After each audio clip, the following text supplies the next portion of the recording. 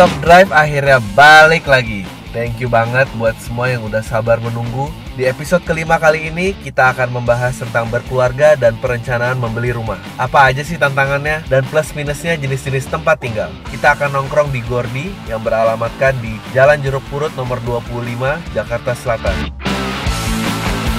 Sebuah kafe yang sangat, apa ya kata yang tepat, dia indoor tapi juga outdoor. Sangat menyenangkan lah pokoknya. Kopi enak, makanannya juga enak. Dan yang gak kalah pentingnya adalah kendaraannya dong. Mercedes-Benz C-Class tahun 2014. Yang kita kendarai ini memiliki mesin 2000 cc, merupakan generasi keempat. Lihat facelift barunya, lihat LED lampu belakangnya, interior tanpa celah ini. Benar-benar kendaraan yang memikirkan kesempurnaan. Simbol kesuksesan lah pokoknya. Second tahun 2014 nya bisa didapetin dengan kisaran harga 500 juta rupiah. Untuk barunya di harga 750 jutaan rupiah. Ya udah itu aja, berikutnya selamat menikmati. Naik ini tuh SMA zaman sekarang pressure-nya kayak anak-anak SMA Jakarta Selatan dulu gak, yang naik mobil keren tuh.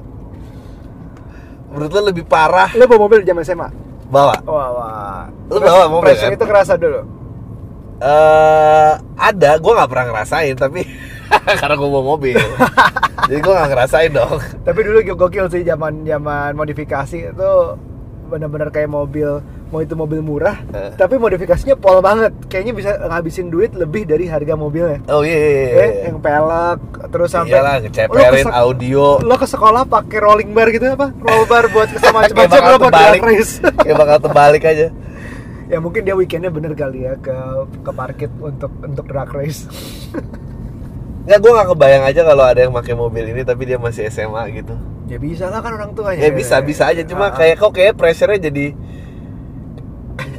Gue dulu bawa M40 Mice Boy, tapi itu kan second ya, maksudnya tahun berapa tuh? Ya gue pernah bawa Daihatsu TAF. Iya enggak? Ya. Oh lu anak TAF itu ya? Anjir, anak TAF. Apa? Lu berarti bukan anak geng Starlet ya? Starlet, ya. Dulu ada Santren pak, gitu. Apa? Tapi mungkin itu kali ya, sayangnya kayak SMA. Hanya kita nih ekonomi menengah ke atas banget nih, bahasan bridgingnya dari. Tapi mungkin karena itu kali ya, kayak lu diajarinnya mobil duluan, jadi kadang merit ya, yang dipikirin mobil duluan gitu. Maksudnya mah jangan itu ya. Iya, jadi benar juga ya, SMA udah jadi mobil duluan karena gue sampai sekarang nggak bisa naik motor, men. Iya. Gue bisa naik sepeda, gue bisa naik mobil, tapi in the middle gue nggak bisa naik motor. Gak pernah nyoba soalnya. Iya, gue tuh karena akhirnya jadi akibatnya ya kita merit, anggapannya banyak kan kita ngelihat mobil rumah yang misalnya rumahnya sebenarnya cuma di daerah daerah yang sebenarnya menengah ke bawah. Tapi mobilnya tuh udah Alphard, udah ada. So ada banyak orang yang masih menganggap bahwa mobil itu penting as in ini image, ini kalau ketemu orang atau kenyamanan di jalan tuh macetnya gila-gilaan, gue pengen di mobil nyaman. Gue agak bingung tuh kalau ngeliat orang yang rumahnya mobilnya lebih bagus daripada rumahnya. Lebih bagus dan lebih mahal. Ada kayak gitu ya. Anjing nih sempit begini mobil. Soal. Tapi ya nggak tahu ya. Tapi ya memang gue sih menganggap mobil bagus, mobil mahal ya kalau memang rezekinya ada. Oh iya nggak masalah. I'm not ngejudge. Cuman maksudnya kalau bagi gue investasi duit kebuang tuh utama gue di properti dulu. Iya benar. Iya, mau gimana pun juga ya sandang pangan papan. Nah, jadi papan itu kebutuhan dasar sebetulnya. Iya, sandang pangan papan, betul. Dan itu yang paling susah gitu, kayak aduh bagus sih. Tapi tetap aja fana juga kita ngeliat. Fana ngeliatnya. Ya gue tuh akhirnya switch masih naik motor juga karena SMA, karena waktu sekolah negeri pressure dari proletar ternyata jauh lebih gede daripada yang gaya. Jadi kayak kalau lu gaya lu disingkirkan. Gue sebetulnya Indonesia ini negara yang bagus karena yang di bawah garis kemiskinan pun bisa membuli ternyata kan nggak. Kalau di film-film luar negeri kan selalu yang kaya yang apa kan? Yang kaya yang populer yang grassroots nih masih. Saya minta maaf jika ada pihak yang tergot, sih minta maaf ya lah terus sekarang. Bisa kita acara ini pasti ini bisa dibatalin kontrak kita Mas Pak. Iya, padahal mau ngomongin yang lain. Mau ngomong ini adalah karena ya nggak tahu gara-gara kayak gitu orang suka kepikiran mobil apa naruh duit yang istilahnya resale value-nya tuh turun terus gitu kan gitu. Sementara investasi itu akan rugi sebenarnya. Gua nggak tahu sih. Nah ini sebetulnya pas banget nih kayak lu berapa tahun married? Hampir 5. Ini lu hampir 5 ya? Hampir 5. Anak 1 sudah punya rumah, baru kawin belum punya anak, belum punya rumah. Ya. Jadi emang next stepnya itu sebetulnya banyak sih. Next step dari mana? Dari antara abis nikah mau. Yeah. Gue sih di sisi lain pengen ngumpulin modal untuk usaha dulu. Tapi ya rumah lama-lama mendesak banget gitu kayak. Seru nih. Kenapa mendesak ya? Rumah itu kenapa mendesak? Kenapa mendesak? Karena ya banyak lah kalau berkeluarga gue ngeliatnya by the end of the day kan lo berkeluarga untuk mengimplementasi value-value yang lo percaya. Yeah. Nah sementara kalau nggak punya rumah ya lo akan selalu banyak orang yang harus disenangkan dan apa dan kadang-kadang ya lo sendiri aja udah. Itu yang gue paksain sih sebenarnya. Itu mau apa nih? Lurus aja. Oke. Itu yang gue paksain sih sebenarnya. No matter how wonderful your parents or your parents-in-law are, tapi kayaknya value lo nggak akan jalan kalau tinggal bareng. Ya nggak sih? Lo nggak sedekat apapun lo sama orang tua lo,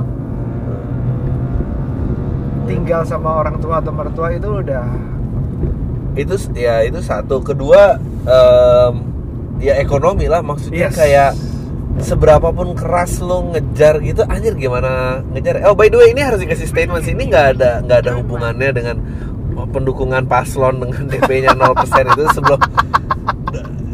Gak usah salah kita catch the wave tuh temanya ini kebetulan sama aja nih. Gue juga baru kepikiran tadi, anjir sialan juga tuh gara-gara program itu. Iya gitu dan orang nggak kebayar gitu kapan bisa ininya. Iya kita oke. Tadi kan gue ngomong kalau tinggal sama orang tua atau mertua itu nggak ideal untuk menancapkan value lo sebagai keluarga. Tapi on the other hand, lo juga harus lebih ke melihat, tentunya jangan maksain, as in ekonomi lo belum, ya jangan. Cuman cara punya rumah kan based on ekonomi is a lot gitu. Caranya tuh banyak. Lo bisa nyicil, DP berapapun, cicilan berapapun, lo bisa beli cash, lo bisa, lo tau nggak sekarang nanti ke depannya nih, sekarang udah ada sih beberapa yang menjalankan yang namanya co-housing. Co-housing itu beli sebidang tanah bareng untuk untuk dibangun bareng-bareng dengan gaya mungkin arsiteknya sharing, terus plus fasilitas-fasilitasnya sharing juga, kolam renang, tempat parkir atau enggak gym lah, misalnya ada tempat main anak lah. Nah itu dibagi-bagi, nanti penggunaannya diatur secara bersama. Rumahnya sendiri dia akan memiliki sertifikat perbagiannya itu aja. Ya itu gitu. Macam-macam sih. Co-housing. Ada yang bisa, habis itu dia ada opsi untuk dipecah lagi sertifikat tanahnya. Jadi lo punya segitu, yang punya lo doang. Lo gimana tuh? Kepikiran gak punya co-housing bareng? Gue actually udah pernah ngeliat beberapa tempat dan ada beberapa yang tertarik. Emang yang bikin depresi adalah duit tuh kayak gak ada harganya dibanding sama generasi orang tua lo. The same amount of money tuh lo dulu bisa own piece of land yang gimana, sekarang tuh kayak anjir segini nih tanahnya gitu. Harganya emang gila banget sih sekarang. Kalau kita ngomongin Jakarta aja lah, kita ngomongin Jakarta. 100 meter persegi tanah Dan ini terlepas di daerahnya, boleh bebas lu pilih. 1,5 M tuh udah kayak ya emang segitu. Iya.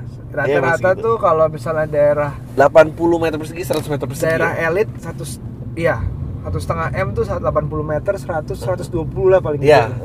Kayak gitu lah. Ya fluktuasinya lo cari. Tapi lu jangan salah, kita keluar Jakarta, daerah Bintaro gitu. Oh iya, juga rata-rata tanahnya harga berapa? 12-15 juta per meter. Iya. Udah gila. Ya. Opsinya tuh kayak either lo ikut developer besar, lo dapat akses jalan, tapi letaknya jauh, harganya segitu, atau letaknya agak ke tengah, developernya kecil, tapi jadi lo nggak punya akses besar, tanahnya agak gedean dikit. Betul. Setelah gua rajin ngeliat-ngeliat tuh kayak gitu. Terus lo juga harus mikirin kantor lo di mana, daerah commute lo di mana, teman-teman atau nongkrong lo di mana, sehingga lo sehari-hari tuh habis bensin berapa plus waktu yang kebuang macet kalau misalnya lo jauh. Wah, ternyata beli rumah tuh yang dipikirin tuh bukan cuma harganya doang sih, gue bilang. Lokasi itu penting, lokasi tapi relatif ke orangnya masing-masing. Tetangga faktornya juga maksudnya. Ada suara apa yang mengganggu di sekitar rumah lo gitu juga ngaruh. Itu semua tadi semua kita ngomongin opsinya rumahnya baru. Ntar kalau opsinya rumahnya second, tetangga tuh jadi faktor kayak. Tapi sebelum rumahnya baru atau second, lo rumah apa apartemen? Gua kayaknya rumah ya, masih rumah gue. Kenapa? Karena kalau orang tua dulu nyebutnya nyentuh tanah. Oh iya, tapi gua nggak mikirin itunya sih. Gua lebih mikirin anak sih. Kayak tempat taman gue jauh nggak apa-apa gitu. Gue masih tradisional ya, mungkin karena gue ngerasain juga gitu, bisa main sepeda dan masih maling jambu orang gitu dan terus ya maksudnya itu akan gone aja. Gue nggak tahu, mungkin gue nilai itu stuck di gue tuh kayak gede banget gitu untuk menjadi. Gue bahkan lebih condong ke kompleks lama, rumah second ya udahlah nggak apa-apa lah, tetangga udah pada tua-tua, it's fine. Tapi kan banyak juga tuh ada orang yang berpertimbangan, gue pengen kompleks baru karena mestinya orang tuanya seangkatan, keluarganya ini, dan biar anak lo main sumuran apa. Kalau gue tuh malah nggak main sumuran, nggak apa-apa, yang penting dia bisa lari di jalanan naik sepeda gitu. Kalau lu aja udah nggak bisa berenang, maksudnya ntar generasi berikut pasti harus disebut. Itu informasi umum apa enggak sih? Apa nggak boleh? Kalau nggak boleh kita cut aja. Boleh. Ya pasti ntar nggak bisa naik sepeda yang berikutnya gitu. Ternyata itu luxury ya. Gue dulu tuh kalau nggak bisa berenang berarti lo bagusnya pro apartemen dong biasanya. Ya mungkin lo cocok apartemen karena lo gue tuh dulu pro apartemen banget.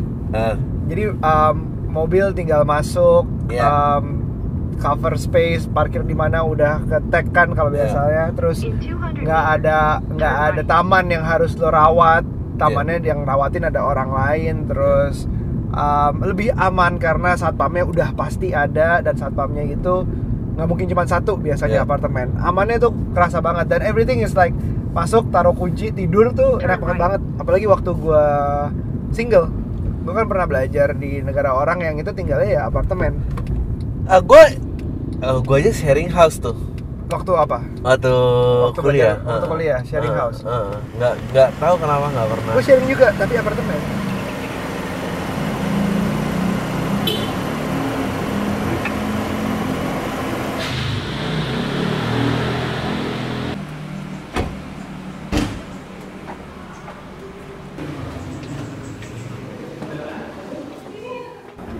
Tadi sampai mana ngomongin apa? Apartemen. Rumah apa apartemen? Rumah apartemen. Gue tuh masih kan rumah kan. Karena apa tadi? Lingkungan, karena ada space lain. Bahkan gue masih nggak apa-apa deh rumah second, karena kalau ya baru nanti ntar akan co-housing, kecil, terus ya menang nggak kelihatan sama nggak ada tiang listrik aja, masih kabel tiang listrik kan, itu kan somehow menjadi kriteria tuh, nggak ada kabel tiang listrik, nggak ada got, nggak kelihatan jemuran tetangga. Itu kriteria lo? Itu kriteria kenapa orang milih co-housing menurut gue. Kayak kan di komplek-komplek baru tuh kan jadi annoyed kalau jadi di komplek kabel listriknya udah ditanam, jemuran tetangga tuh jemurnya udah benar atau nggak pakai dryer sampai sekarang. Iya, gitu iya. Oke. Kalau di komplek lama kan kayak jemuran di mana-mana dan itu mengganggu estetika kan. Gue jangan salah, sekarang tinggal apartemen juga masih banyak jemur di luar apartemen. Ya, sama aja jadinya. Makasih. Oh. Terima kasih. Delicious. Gimana pro itu? Jadi gue tuh pro apartemen masih sih. Jadi segala macam tingkat kenyamanan, security-nya, dan gue bukan nggak suka taman ya, gue suka ngelihat taman, tapi gue nggak suka ngurusnya, gue nggak cocok tuh, gue nggak ngerti, pokoknya semua yang disentuh gue tuh dalam bentuk dari SD nanam toge gitu, itu juga mati. Jadi kalau gue ngurus taman, tambah kasihan aja gue kebunuh malah, lupa nyiram lah segala macam. So basically, gue bilang apartemen sih lebih nyaman, tapi betul seperti lo bilang setelah rasanya gue pengen punya anak, itu kayaknya butuh rumah, which is kepemilikan rumah akan taman sendiri, akan daerah komplek yang ya itu kenal orang-orang yang seumuran, itu untuk anak bagi gue lebih cocok. Kok tumben kita sama? Ya gue malah pengen nanya, kok lu tiba-tiba switch dari apartemen ke itu? Kalau gue emang nggak pernah mengalami tinggal di apartemen, waktu tinggal sendiri pun masih nyarinya tuh sharing house, tapi itu co-housing, gue ngerasain tuh. Jadi co-housing dulu sistemnya lu tau kan yang share wall, jadi bukan individual house, jadi satu gedek itu kebelah. Oke. Jadi cuma yang ujung kiri sama ujung kanan yang punya taman, yang tengah yang kebagi dua, yang jadi lo kalau ngapa-ngapain kedengeran gitu. Iya, nggak usah sebrutal itu, tapi ya kedengeran emang, maksudnya ya gitulah. Itu kan juga mulai banyak kan tuh di co-housing dan apa gitu-gitu. Tapi ya tetap nonetheless masih rumah lah. Maksudnya lu keluar misalnya punya kotak pos sendiri apa gitu-gitu masih. Jadi kapan lo beli rumah? Harus dipaksa sih kayaknya. Soon lah. Tahap maksa tuh segimana sih? Maksudnya paksa sampai you spend money you don't have, atau kasarnya mau dari roughly korupsi atau ngerampok bank, atau lo ngutang, atau lo apa? Gimana tuh orang maksa? Enggak, menurut gue lo tetap harus punya buat DP. Jadi itu karena itu nyatain kemampuan lo bisa, ternyata lo bisa beli rumah. Jadi habis itu tinggal yang lo suppress adalah gaya hidup lo gitu. Jadi jangan so you need to sacrifice, right? Ya, sacrifice-nya di situ. Tapi bukan berarti cicilan jadi buat rumah terus lu nggak bisa bergerak ngapa-ngapain, ya itu terlalu berat bebannya buat relationship keluarga lo juga. Iya. Karena nggak mungkin lah gitu, terus apa nggak belanja gitu maksudnya. No, sacrifice itu penting karena itu bagi gue yang ngedrive orang sacrifice adalah seberapa mau lo goal lo ini, menuju goal lo ini yang lo sacrifice for. Yeah. Jadi kalau misalnya lo maunya biasa-biasa aja, kalau lo pikir rumah ya udahlah harus punya sih, kayak terpaksa gitu. Tapi kalau misalnya lo bener-bener mau kejar nih rumah, you do anything. Kayak gue waktu kuliah tuh niat banget, budget terbatas, gue pengen beli apa coba? Pengen beli jeans. Pengen beli jeans doang, gue sebulan jadi dari 3 kali makan, gue kurangin jadi 2 kali makan, dan salah satunya itu Indomie. Iya. Ya itu kalau lo bisa itu buat jeans. Itu masih zaman kuliah lah. Iya makanya. Mestinya tuh mestinya tuh ngincarnya beli rumah sih, jangan makanya fashion mobil tuh emang harus agak di hold dulu. Gitu. Iya, ngopi setiap hari. Ya. 3 kali sehari gitu, itu udah. Ngopi nyeduh di rumah aja. Makan di mall dibanding sama di restoran biasa atau warung gitu. Emang those things you need to sacrifice, tapi ya kalau tujuannya untuk sesuatu yang benar-benar lo mau dan memang butuh, bisa ya harusnya. Sekarang coba lo liatin apaan? Buka aplikasi gitu. Kita lihat berapa harganya dan coba prediksinya setahun lagi jadi berapa harganya. Enggak. Percepatannya tuh gila banget sih. Misalnya ya, lo mau rumah daerah mana nih? Kota satelit lah. BSD. Kota satelit. Atau Bintar. Jadi kita jangan terlalu ibu kota banget gitu. Jadi Alam Sutra mau? Boleh Alam Sutra tes. Coba 100 meter Alam Sutra berapa? Alam Sutra Tangerang. Dan yang enak tuh ya, lu pasti pengennya 3+1 kan kamarnya. Ya udah hafal nih, gitu. Yang pertama luas bangunan 80, luas tanah 136, 1,6. 1,6 kan sih? Itu bekas. Bekas tuh? Bekas. Ini baru. 102 meter. Tadi 120 ya. 102 meter 1,7. Oh, sih? Ini baru. Itu baru, secondnya udah gitu. 434 nggak usah ya. Itu rumah kedua lah, gitu. Karena emang lo harus bagi kayak gitu, kayak gini. Misalnya, umur lo berapa nih? Lo jangan KPR, menurut gue jangan di atas 15 tahun. 15 tahun tuh udah paling mentok. 10 tahun. Nah, lu boleh kan dibatasin dikasih sampai 60. Iya. Lu mentok 15 deh. Lu jangan ngambil 20 tahun, tersiksa banget. Dan lu nggak mungkin dong kerja sampai 60. Jadi lu harus bisa abisin, istilahnya ya kalau kita mau ngomong kebanyakan di 55 tuh udah harus habis. Nggak apa-apa Mas. Di 55 tuh oke, sip. Silakan. Ya, siap. Ya, iya, itu terima ya. kasih. Ini yang Mas kan nggak ada AC ya di luar ya? Bisa nyalakan dulu. Jangan Mas, berisik. Ya. Malah kebul-kebul, makasih. Iya, jadi kayak gitu sih. 15 tahun jangan sampai umur 60, apalagi. Ya, jadi 15 tahun mentok, tapi 15 tahun lo habis di maksimal di 55. Ya, 50 ya. Bakal lebih baik. Oh ya. Jadi kalau sekarang umurnya 30-an lo bisa sampai 55. Ya, jadi kayak 15 tahun. Ya, kalau bisa 35 tuh nggak telat ya? 35 lah. 35 juga nggak telat. 35 tambah 10 tahun tambah 15, 55, 60. Iya. Enggak, 45, 50, sorry. Gimana sih ini? Masih jauh. Maaf ya. 35 tambah 15 tuh 50. Iya. 50. Make sense lah itu menurut gua. Make sense. 35. Terus hubungannya sama rumah kedua yang lo bilang? Kalau rezeki lo bagus, percepatan lo naik, rumah yang pertama ya lo jual, baru lo cari rumah idaman yang benar-benar oke, gue akan settle anak-anak gue gede di sini. Gue beli rumah gue sekitar 3-4 tahun lalu, harganya X. Terus sekarang harga pasarannya 3 tahun. 3 tahunan, harga pasarannya 2X. 2X kali 2, 3 tahun dari itu percepatan. Jadi ya mungkin ditawar pun ya masih 1,8X kali atau 1,5X lah at least dalam 3 tahun itu gede banget sih, gede banget. Ya lu bayangin aja, jadi lu mau investasi apa, kayak yang secepat itu deposito nggak akan ngejar, logam mulia nggak akan ngejar, properti doang. Investasi properti itu kekurangannya cuma satu, gue bilang nggak liquid. Betul. At least lo nggak bisa jual 1, 2, 3 terus ada jadi duit gitu. Harus takes time untuk jualnya. Iya. Itu doang. Tapi anything else gue bilang sih pasti naik. Cuma naiknya berapa aja yang beda-beda. Iya.